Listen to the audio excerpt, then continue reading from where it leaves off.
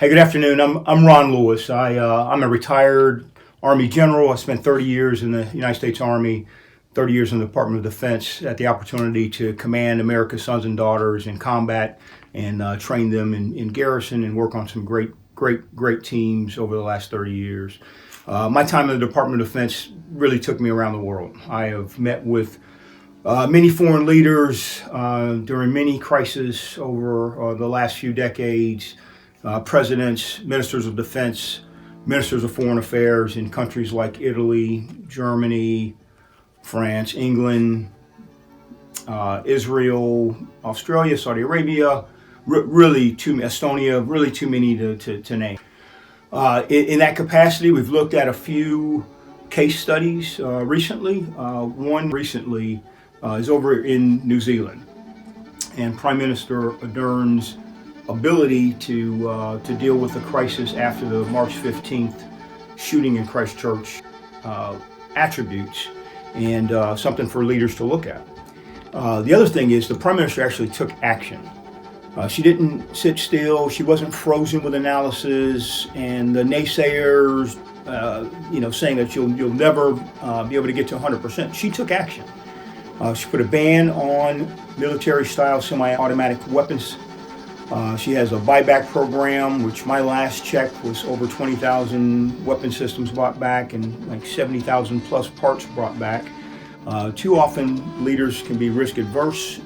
They can think if you can't get 100%, you can't get it all done, then let's not act, and that was not the case with her.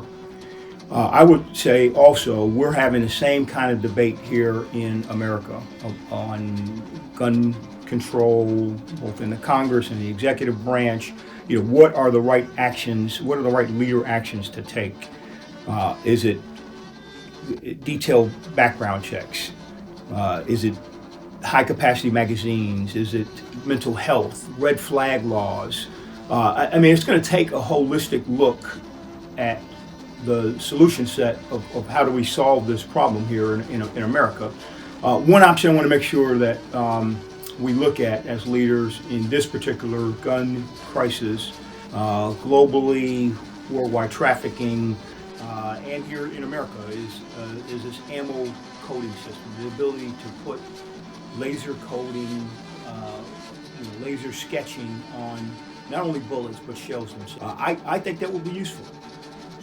Here in the United States, 38% of the crimes committed with guns are not solved because of the inability to fingerprint, to identify, to link the weapon system with the criminal, the person that committed the offense. This ACS will help reduce that number.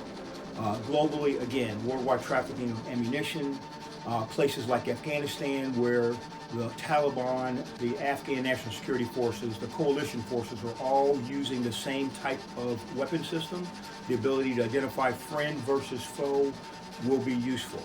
In New Zealand, I think that will be helpful as well as Prime Minister Ardern looks at all of the pieces, all of the action steps that she's looking to take. This ACS, this ammo coding system, is another one of those things that can be very, very useful there. So again, I would just remind leaders, take action, take action, take action.